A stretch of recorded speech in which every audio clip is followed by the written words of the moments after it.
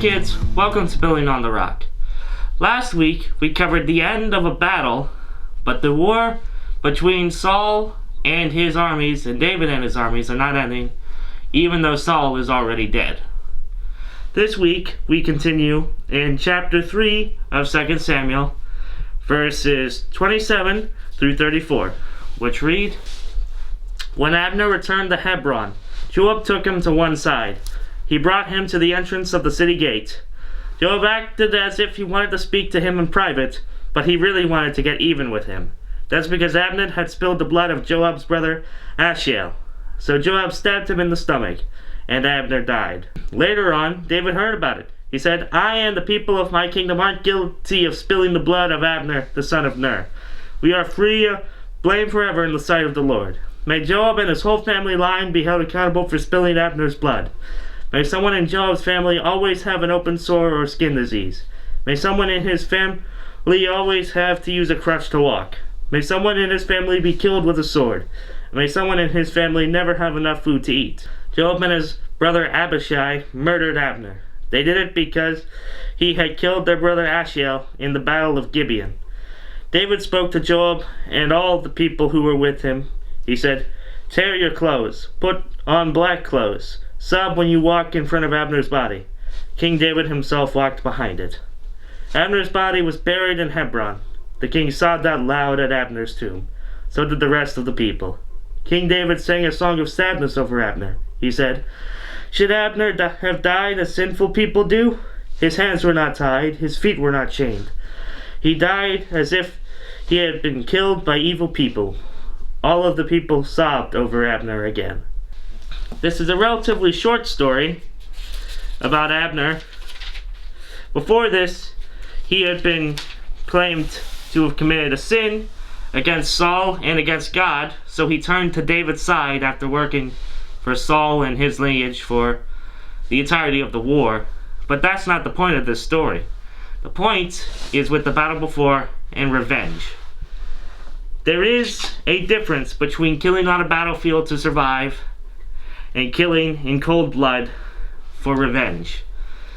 If God sought revenge against us for all the things we have committed against him, no one would survive.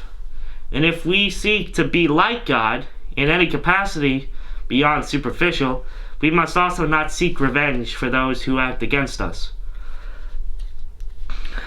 Our enemy is not people. I have said this time and time again, but it is the sin that we face each and every day that God seeks to free us from. That God can free us from if we choose to follow him in his ways. So when someone does wrong to you, and they probably will, don't seek to get even, because there is no even. There is only balance that God can restore and balance that you try to enact yourself. God will make things right at the end of ages for all the things that have been done against you. But when you try to speed up that process, you act in the face of God. You deny the fact that you know that everything will be alright. And when you defy God, bad things happen. I hope you have a wonderful week, and I'm going to show you how to build this little set and explain what it means.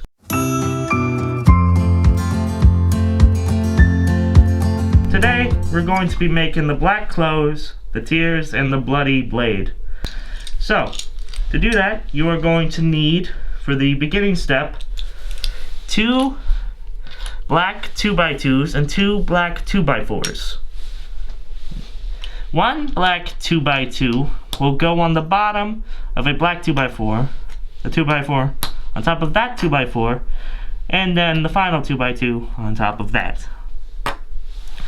Once you have those, you're going to grab black 2x2 plates and 2 black 2x2 sloped pieces. You attach the sloped pieces on these edges here, and these black plates on top to lock them in place. If you don't, they can just fall off rather easily like that. Now that you've got your black garb, probably not entirely accurate, but it looks like black garb, you're going to create the tears, which is 2 sets of these pieces. A 2x2 in light yellow, a 2x2 in light blue, a 2x2, a 1x2 in bright blue, and a 1x2 in dark blue. You attach them like so. The 2x2 goes on top of the 2x3 in as close to the middle as you can get it, and the 1x2 goes on the middle of that. So you have a 2 block gap here and a 1 block gap here. You then attach it to the side like so, leaving no gaps in between, and do the same thing inversed like so. Now that you have this, you can attach it to the plate like so in this corner if you wish for the full experience, but this should stand on its own. Now, we are going to remove it for the sake of showing how to add the blade. The blade begins with a 2x6 in red and a 2x2 in light gray, starting from 2 studs off the side in the front, like so.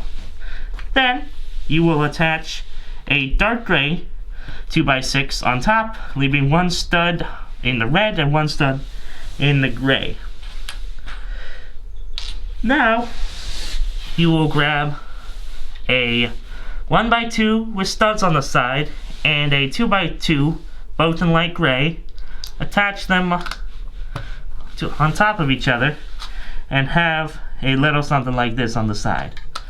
Now, this looks relatively interesting, but it's not a sword yet until it has a hilt, or a dagger, really.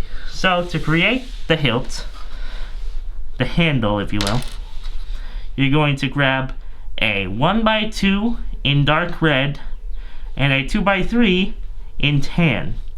Attach the dark red to the middle stud of the 2x3 and attach that to its middle stud on the blade. So now, if you want to remove it, and you can even remove the dark red, you would have a relatively functional toy sword. But for the sake of display, we're going to attach the blood that this blade has spilled, reattach it to its original angle, and reattach the mourning and crying black clothes. I hope you enjoyed this build today, and I'll see you next week.